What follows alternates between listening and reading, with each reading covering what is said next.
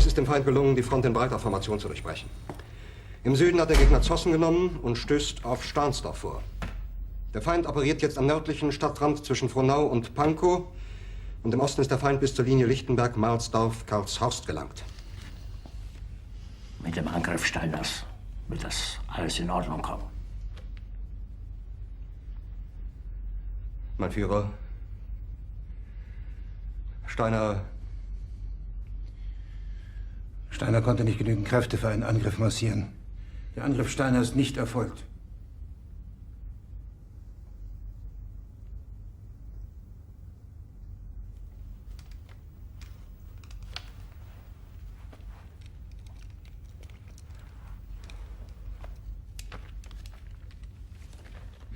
Es bleiben im Raum Keitel, Jodl, Krebs und Burgdorf.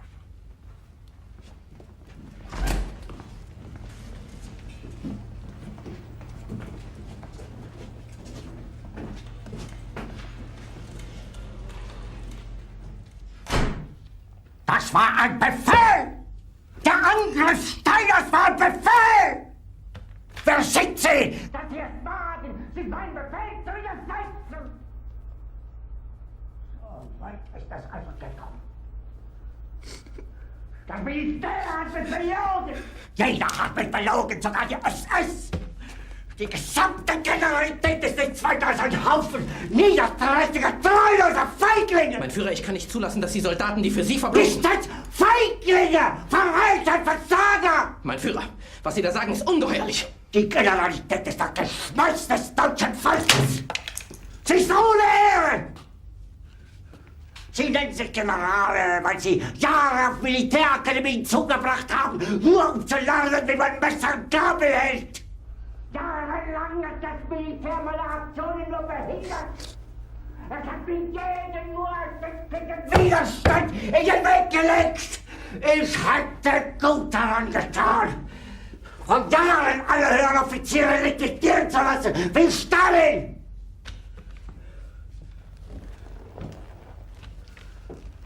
Ich war nie auf einer Akademie. Und doch habe ich allein auf mich gestellt, ganz Europa erobert. Verräter! Von allem Anfang an bin ich so verraten und betrogen worden. Es wurde ein ungeheurer Verrat geübt am deutschen Volke. Aber alle diese Verräter werden bezahlen. Mit ihrem eigenen Blut werden sie bezahlen. Sie werden es saufen in ihrem eigenen Blut. Bitte, Gerda. Jetzt beruhig dich doch.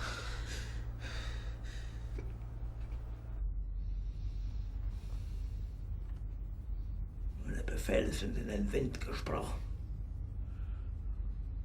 Es ist unmöglich, unter diesen Umständen zu führen.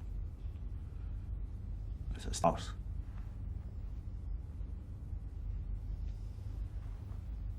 Der Krieg ist verloren.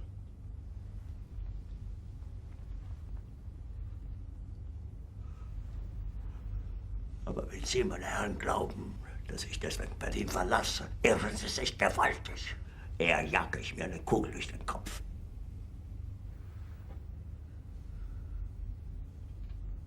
Tun Sie, was Sie wollen.